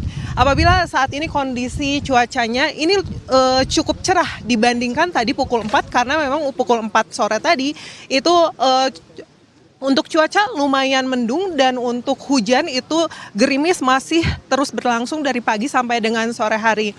Tadi yang menjadi kendala dalam proses evakuasi korban adalah medan yang memang untuk tanahnya saat ini masih belum stabil seperti itu. Apalagi ini karena adanya curah hujan yang masih cukup tinggi, ini dari arah hulu ini mengirimkan air dan lumpur seperti itu. Jadi untuk proses evakuasi sendiri memang sulit. Ini kalau misalnya juru kamera kami Reza Pratama bisa menunjukkan kepada Anda, ini adalah longsoran yang menimpa 30 rumah di desa Pasir Langu seperti itu. Dan ini memang bisa dilihat untuk lumpur-lumpur sendiri masih sangat banyak seperti itu, dan bisa dilihat ke bawah ini adalah sisa-sisa lumpur yang memang sudah tadi dibersihkan untuk pencarian korban. Untuk akses masuk pencarian korban sendiri memang sejauh yang kami lihat, yang kami pantau memang masih dari 1 pintu ini saja, dan apabila kami bisa dilihat untuk lumpur sendiri ini memang sangat tidak stabil seperti itu. Jadi tadi untuk proses evakuasi sendiri terkendalanya adalah selain curah hujan yang cukup lumayan masih tinggi dan lumpur yang masih banyak terutama dari hulu yang terus turun ke bawah seperti itu. Tadi kami melakukan pantauan seperti itu, bagaimana proses evakuasi dilakukan oleh para petugas sampai dengan pukul 4 sore. Ini tadi alat yang digunakan adalah alat yang masih sederhana, hanya digunakan pacul seperti itu dan alat berat sendiri. Meskipun sudah disiapkan oleh petugas, ini belum bisa diturunkan karena memang untuk medan sendiri belum bisa dilewati atau ditaruh alat berat seperti itu. Dan nanti rencananya pada esok hari proses evakuasi akan dilanjutkan pada pukul 8 pagi apabila memang kondisi cuaca masih cukup baik. Tadi Gubernur Jawa Barat juga sudah datang ke lokasi untuk melakukan pemantauan seperti itu. Dan beliau mengatakan bahwa nanti untuk per kepala keluarga yang meninggal dunia akan mendapatkan santunan sebesar 25 juta rupiah. Dan diinformasikan juga tadi oleh Gubernur Jawa Barat bahwa untuk lokasi ini memang tidak ideal untuk dijadikan tempat tinggal karena apabila dari pantauan kami ini memang ada alih fungsi di mana ini dijadikan tempat untuk menanam seperti itu. Nanti Gubernur Jawa Barat rencananya akan merelokasi dan untuk lahan ini akan dijadikan hutan. Audrey. Iya, Mita, jadi kalau kan selain di lokasi untuk pencarian korban ada juga posko begitu ya untuk mencari sana keluarganya yang hilang. Dari laporan Anda yang tadi saya dari awal, ini bagaimana posko dari para korban yang saat ini belum ditemukan seperti itu. Hingga sampai dengan saat ini ada kurang lebih 81 korban yang dinyatakan hilang. Meskipun memang definisi dinyatakan hilang ini apakah memang masih tertimbun di dalam longsoran atau memang para korban ini sudah mengungsi ke kerabat mereka seperti itu. Namun di sini disediakan posko di mana poskonya adalah di kantor kelurahan. Di situ nanti anggota keluarga yang merasa kehilangan anggota keluarga lainnya dapat menginformasikan ke posko tersebut dan nanti untuk proses evakuasi dari korban yang ditemukan sendiri juga di sini akan dikirimkan ke puskesmas terdekat karena untuk DVI sendiri ada di sana. Audrey. Ya, Mita, tadi kan baru saja beberapa saat yang lalu Gubernur Jawa Barat Deddy Mulyadi datang ke lokasi ya. Dan tadi ini Deddy Mulyadi mengatakan bahwa sejak awal ini salah dugaannya karena alih fungsi lahan. Sebenarnya pada saat yang Anda ketahui dulunya ini lahan di sekitar lokasi ini lahan apa? Sebelum dijadikan sebagai tempat hunian atau tempat tinggal.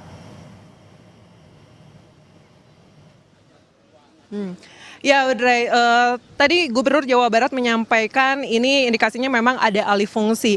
Namun sebenarnya untuk korban atau dari 30 rumah yang ada di sini sebenarnya menurut informasi dari warga di sini yang kami terima 30 rumah tersebut bukanlah rumah permanen seperti itu, Audrey. Jadi memang rumah korban yang tertimbun longsor ini adalah rumah semi permanen yang mereka ini menanam tanaman yang tidak terlalu kuat seperti itu. Jadi memang untuk Gubernur Jawa Barat sendiri menginformasikan bahwa ini benar-benar tidak boleh untuk dijadikan lahan tempat tinggal. Dan kalau misalnya kita lihat, ini untuk secara geografis sendiri ini memang cukup curam, Audrey. Jadi memang tidak layak untuk dijadikan tempat tinggal karena dikhawatirkannya seperti yang saat ini berlangsung terjadi longsor. Audrey. Iya, Mita, kalau tadi kan Anda menunjukkan bagaimana tanah yang sangat labil ya, susah begitu. Nah, kemudian juga alat berat masih belum diturunkan. Kapan kira-kira kemudian dinyatakan alat berat diperbolehkan untuk turun, untuk membantu segera proses pencarian para korban yang mudah-mudahan kita tentunya berharap semua korban yang hilang ini masih ada begitu?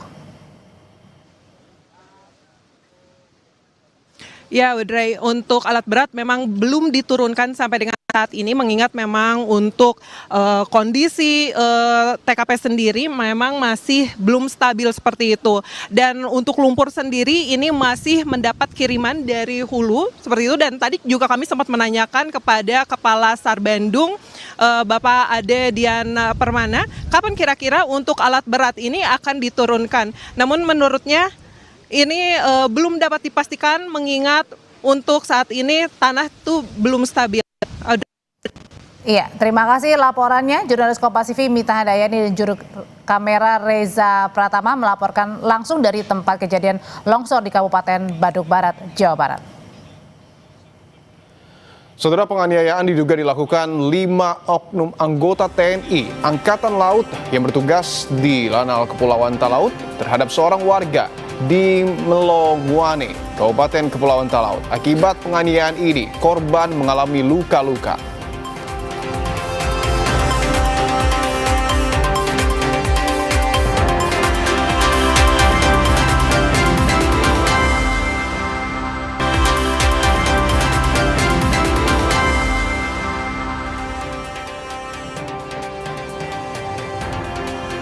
Saudara, penganiayaan diduga dilakukan 5 oknum anggota TNI Angkatan Laut yang bertugas di Lanal Kepulauan Talaut terhadap seorang warga di Melongwane, Kabupaten Kepulauan Talaut. Akibat penganiayaan ini, korban mengalami luka-luka.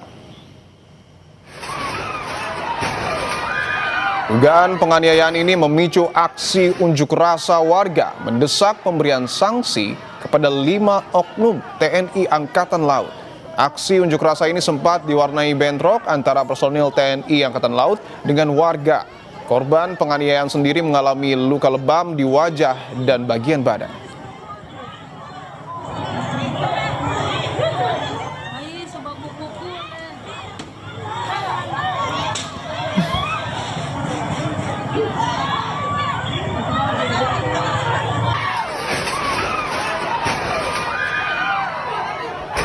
Dan Kodaral 8 Manado Laksamana Muda TNI Deri Tri Sananto Suhendi dalam pernyataannya mengatakan saat ini 5 oknum personil TNI Angkatan Laut sudah ditahan oleh Pomal dan menjalani pemeriksaan intensif. TNI Angkatan Laut mengatakan kejadian tersebut dipicu oleh kesalahpahaman yang diduga di bawah pengaruh miras yang menyebabkan korban mengalami luka-luka. Pihak TNI Angkatan Laut memohon maaf kepada masyarakat Melongwane atas ketidaknyamanan yang terjadi.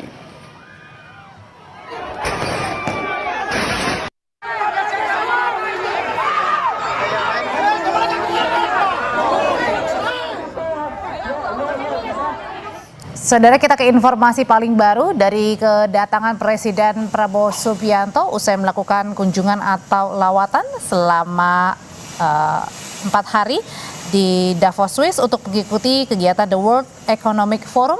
Presiden Prabowo tiba di Lanut Halim Perdana Kusuma, Jakarta.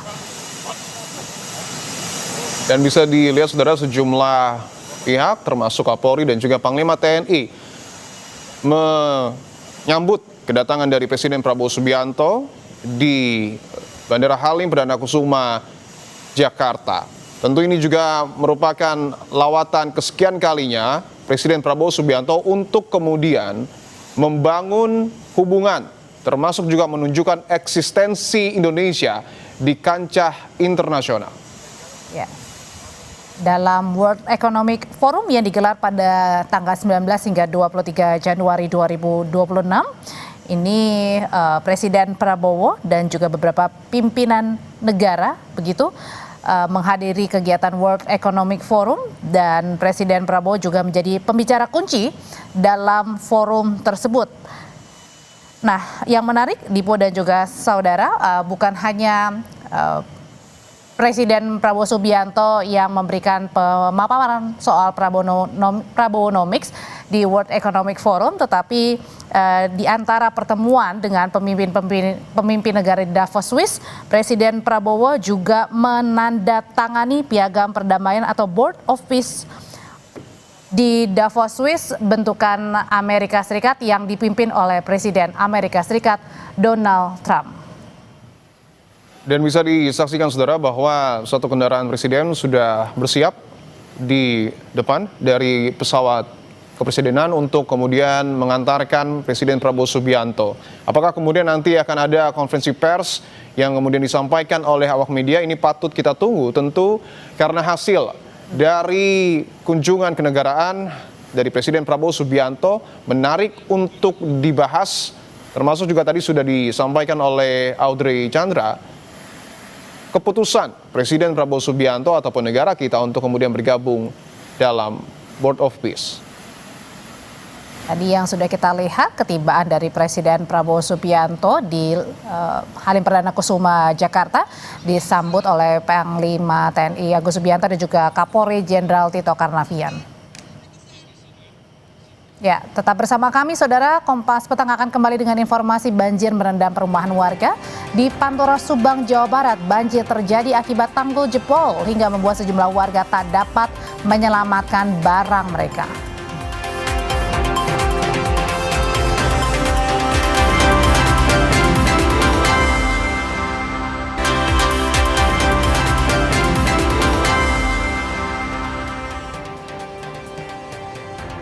Banjir merendam perumahan warga di Pantura Subang, Jawa Barat. Banjir terjadi akibat tanggul jebol hingga membuat sejumlah warga tak dapat menyelamatkan barang mereka. Ketinggian banjir mencapai 1,5 meter, tak hanya merendam rumah warga tapi juga mobil dan motor yang tidak berhasil diselamatkan. Walau air masih tinggi, sejumlah warga ada yang kembali pulang untuk menyelamatkan barang mereka. Data dari BPBD Subang tercatat 4 desa di 3 kecamatan terendam banjir dengan ketinggian bervariasi dari 20 hingga 150 cm.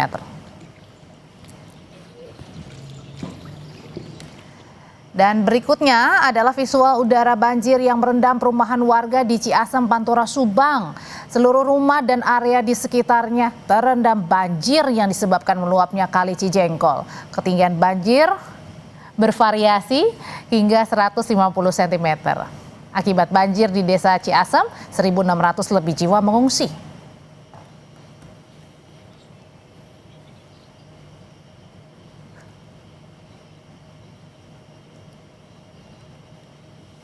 Di Jakarta Barat, tepatnya di Puri Kembangan, banjir hingga setinggi 40 cm menggenangi jalan di Simpang Kembangan Selatan. Akibat banjir, para pengendara sepeda motor yang mengarah ke Cengkareng diperbolehkan melintasi tol lingkar luar Jakarta melalui pintu tol Kembangan Utara dan keluar di Rawabuaya. Sementara jalan Kembangan Selatan menuju ke Ciledug tidak dapat dilalui karena banjir.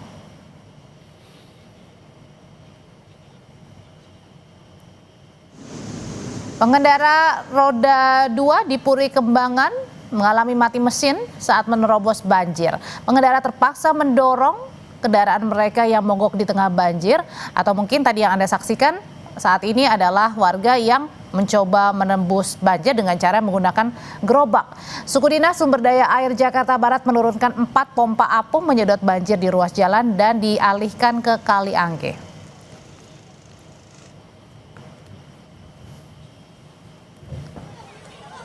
Sementara itu banjir setinggi 2 meter menggenangi permukiman warga di Priuk, Tangerang, Banten. Banjir menggenangi 5 RT di RW 08, Perumahan Priuk Damai, Priuk, Tangerang, Banten. Banjir disebabkan meluapnya Danau Situbulak dan jebolnya tanggul di aliran Kali Sabi yang mampu menampung debit air setelah hujan deras mengguyur wilayah Banten. Lebih kurang 286 kepala keluarga terdampak banjir di Priuk, Tangerang. Untuk mengetahui situasi terkini di wilayah terdampak banjir, kita bergabung bersama jurnalis Kompas TV ada Rahma Piliang dan juru kamera Alfa Farid di Priuk, Tangerang, Banten. Rahma, bagaimana situasi terkini banjir di lokasi Anda melaporkan? Apakah banjir sudah mulai surut, Rahma? Masih seperti tadi, di pada juga saudara, banjir di kawasan atau di Kecamatan Priok, Tangerang, Banten ini belum surut dan masih ketinggiannya kalau di tempat saya melaporkan ini di jalan menuju akses ke Villa Mutiara Pluit ini di sekitar 20 cm. Tapi kalau di belakang saya, di pada juga saudara, akan ditunjukkan oleh juru kamera Kompas TV Alfa Farid, ini karena kontur jalannya menurun. Di sebelah sana, di pada juga saudara, ini ketinggiannya sudah di 1,5 meter. Tapi kalau kita lebih ke dalam lagi, di pada juga saudara, ketinggian air ini sudah mencapai 3 meter. Dan di kawasan Villa Mutiara Pluit, Kelurahan Priok, Banten ini, di pada juga saudara, banjir ini sudah terjadi sejak Jumat pagi, begitu ya, karena selain akibat hujan yang deras, juga air yang meluap ke perumahan, ke kawasan perumahan ini dari Kali Cirarap. di Polda juga saudara. Dan memang untuk saat ini di Polda juga saudara ada beberapa dari warga yang tetap memilih untuk berada di rumahnya begitu ya, dan mobilisasi ini dibantu oleh Brimob Polri, dan juga ada beberapa dari warga atau masyarakat ini memilih untuk mengungsi ke daerah yang tidak terkena banjir atau di sekitaran dari kawasan ini di Polda juga saudara. Dan juga karena ada yang jebol begitu ya di Polda juga saudara, inilah yang menjadi penyebab banjir ini lama surut, dan diperkirakan ini biasanya kalau di sini banjirnya surut beberapa hari di Polda. Dan kalau kami melihat hingga dari siang tadi atau dari pagi tadi hingga sore ini ketinggiannya masih segini di Polda juga saudara, belum ada perubahannya, walaupun katanya ini ada pompa yang dikerahkan untuk menyedot air begitu, tapi karena ada yang jebol dan juga kalinya ini masih tinggi airnya, jadi ini masih sedikit nihil untuk bagaimana jika pompa ini menjedot airnya keluar dari kawasan pemukiman. Dan hingga saat ini di Polda juga saudara yang bisa dilakukan hanyalah menunggu, satu-satunya cara adalah menunggu untuk airnya surut, dan kita harapkan untuk beberapa hari ke depan dan juga hari ini tidak lagi hujan di Jabodetabek ini supaya tidak memperparah banjir di kawasan Tangerang, Banten ini, terkhususnya ini di Kecamatan Periuk,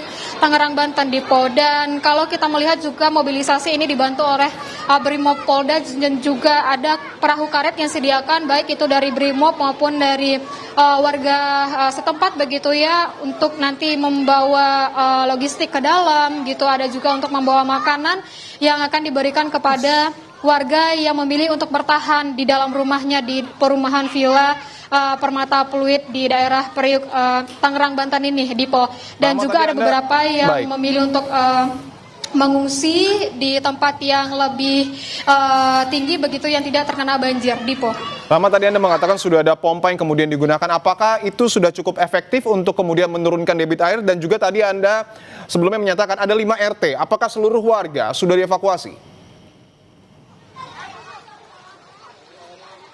Iya, memang ada pompa yang dikerahkan, tapi ini saya melihatnya dan juga kami melihatnya di sini, dan warga sekitar juga menyebutkan bahwa tidak terlalu efektif karena untuk aliran kali Cirarat dekat perumahan ini masih tinggi begitu ya debit airnya, karena ada yang jebol ini masih keluar gitu. Yang diharapkan hanyalah airnya cepat surut, Dipo. Dan juga untuk warga ini beberapa ada yang bertahan di rumahnya begitu ya, dan juga mobilisasi ini dibantu oleh Brimob untuk memberikan makanan juga bantuan untuk kepada warga yang bertahan di rumah, tapi juga ada yang memilih untuk mengungsi di dekat perumahan Villa Permata Pluit ini.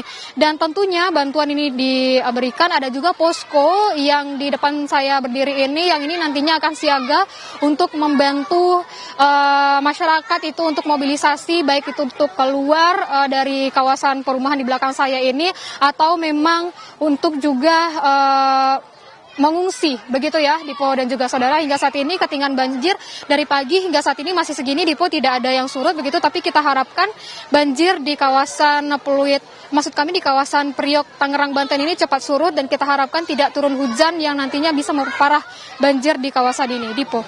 Jurnalis Kompas TV Rahma Piliang dan juru kamera Ahwa Fari, terima kasih atas laporan Anda. Selamat bertugas kembali. Informasi dari penganiayaan diduga dilakukan 5 oknum anggota TNI Angkatan Laut yang bertugas di Lanal Kepulauan Talaut terhadap seorang warga di Melongguane, Kabupaten Kepulauan Talaut. Akibat penganiayaan, korban mengalami luka.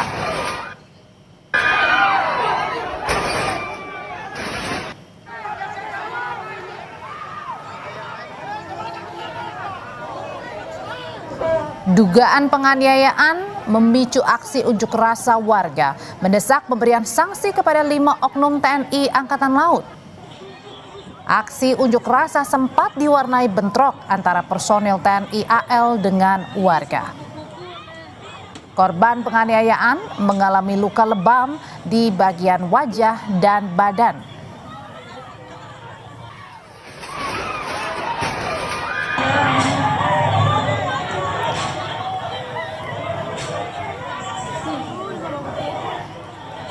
Dan Kodaral 8 Manado Laksamana Muda TNI Deri Triasananto Suhendi dalam pernyataannya mengatakan saat ini 5 oknum personil AL atau TNI AL sudah ditahan oleh Pomal dan menjalani pemeriksaan intensif. TNI AL mengatakan kejadian dipicu kesalahpahaman yang diduga di bawah pengaruh miras yang menyebabkan korban mengalami luka. Pihak TNI Angkatan Laut memohon maaf kepada masyarakat Melongguane atas ketidaknyamanan yang terjadi.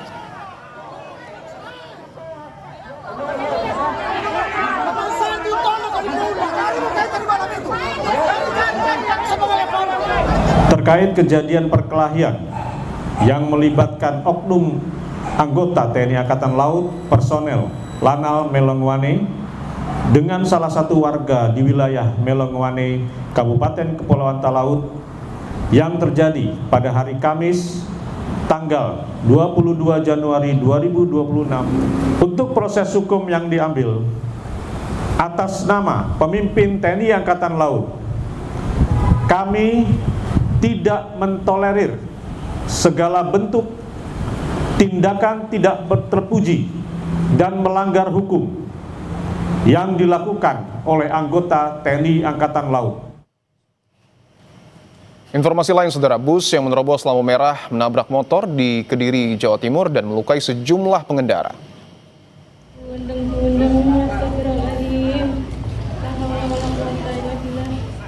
Rekaman video amatir sempat menunjukkan sesaat setelah bus Harapan Jaya menabrak sejumlah motor dan mobil usai menerobos lampu merah di Simpang 4 Muning, Kediri. Polisi mengatakan pengemudi bus tujuan Trenggalek menerobos lampu merah dan tak bisa mengendalikan kendaraannya. Pengendara motor dan mobil yang tertabrak mengalami luka ringan dan dibawa ke rumah sakit. Polisi telah menahan sopir bus untuk diperiksa.